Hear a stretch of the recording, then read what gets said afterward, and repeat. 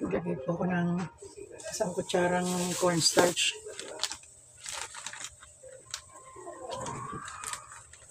Tsaka isang kutsarang crispy fry. Dagdagan ko po ng kalahati. Isa't kalahati yung kutsarang crispy fry.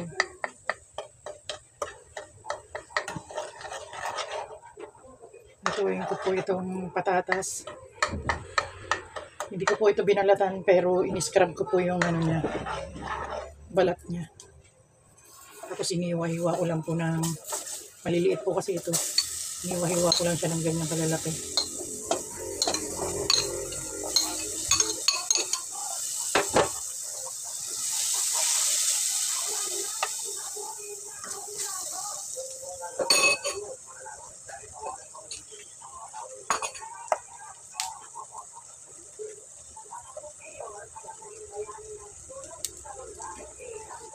Meron po yatang sa ilalim.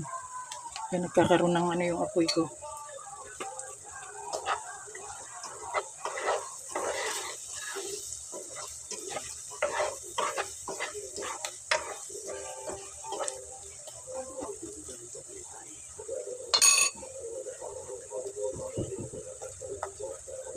Lagay lang po ako ng ground pepper.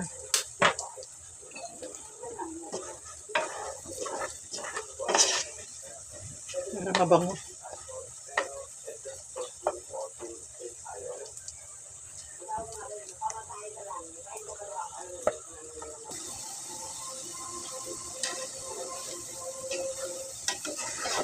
Yan na po itsura niya after 5 minutes.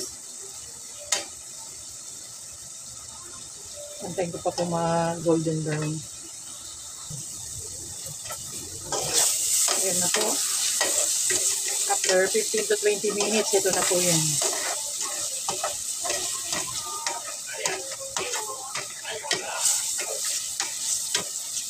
Luto na po siya. Hanguin ko na po.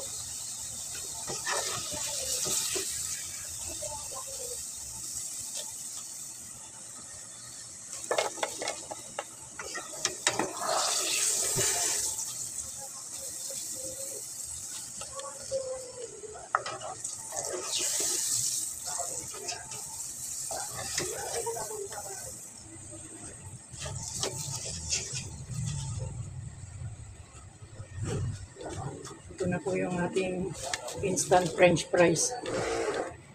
Ito po. Gawa na lang po tayo ng sausawan. Depende po sa ating panlasa. Thank you for watching po. Masarap po yan kasi mainit pa, hindi ko po pwedeng tikman.